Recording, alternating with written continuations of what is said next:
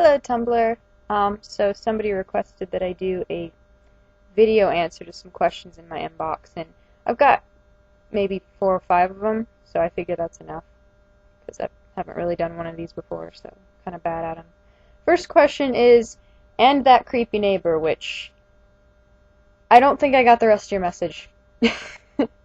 Second one is, how has Tumblr affected your life? It's affected it in a huge way. I've met a lot of new people and good friends, that I value now as people, and I relate a lot to them. And considering the fact that once I got pregnant, plus graduating high school before that, I lost a lot of friends, and I don't really see people anymore because our town, my hometown, is very small, and there's not a lot of opportunity here, so people generally leave right away. So, once I graduated, I lost a good 80% of my friends, and then once I got pregnant, I lost even more of them, and we hardly ever speak, and I don't really have people here to see, other than Jake's friends, and I'm kind of just caught into that by association. They're not really my friends. I just see them because they come to the house to hang out with Jake.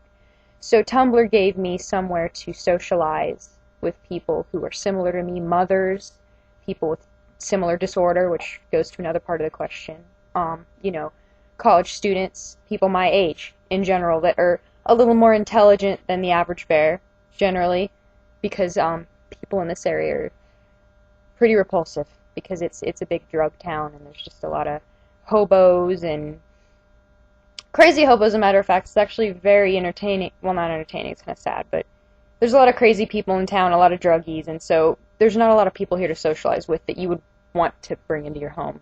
How's it affected my marriage? I wouldn't really say it's affected my marriage that much. I mean, Jake and I keep our personal lives pretty separate, and I mean, he cares. Sorry, the video skipped. He doesn't really care that I'm on Tumblr. He knows that I go on Tumblr, and he doesn't even look at it. He knows I have one, and he knows I go on and all the time and bitch about things, but he doesn't really care because it's my personal thing. So it hasn't affected our marriage any. He's not uncomfortable with it. He just doesn't really give a shit. So that's not really valid. My disorder, it hasn't affected my disorder in a direct manner. My disorder is simply affected by my age. It came on, it was kind of an unlucky coincidence. A lot of people thought it came on because of my pregnancy, or from graduating high school, or from getting a Tumblr, getting psyched out. But the fact of the matter is, my disorder peaked at a certain age because of hormones and just brain development. And, my disorder is genetic. So even though I had it when I was a child, it peaked at around 17, 18 years old, which is also when I got my Tumblr, but that's just an unfortunate coincidence. It hasn't affected my disorder, it just has given me a greater understanding of it, and more of an outlet to talk about it, and to find people who can relate to me, because I've met a lot of people on Tumblr that have the same disorder that I do, and it's actually quite comforting, because I can talk to them about how I feel, and they understand, because they've been there. Next one. What's your favorite color to paint your fingers? I don't really have a favorite color. I'm kind of addicted to nail polish, and I have a bunch of them.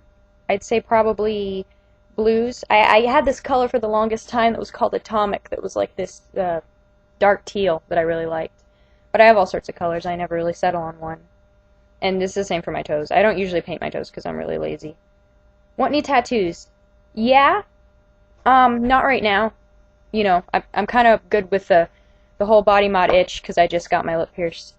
And I really don't want to settle on getting a tattoo until I have the design really worked out.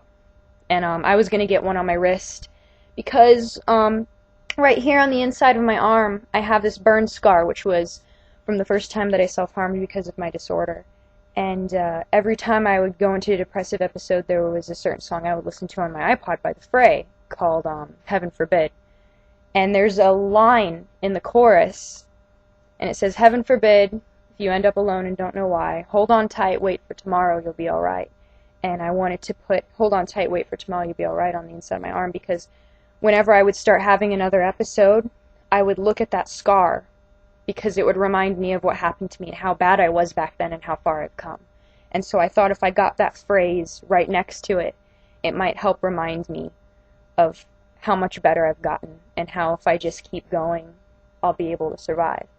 And, other than that, there wasn't a lot. I had an idea a long time ago for a mechanical bird and a normal bird and some branches, but I haven't worked out the design for that yet. So I'd say maybe 2 or 3 tattoos at the most. I was gonna get another wrist tattoo, but after settling on the one arm, I wasn't gonna get one on the other. So, I haven't really settled on that yet. I'm more focusing on piercings right now because they're more reversible. If I don't like them, I can just take them out.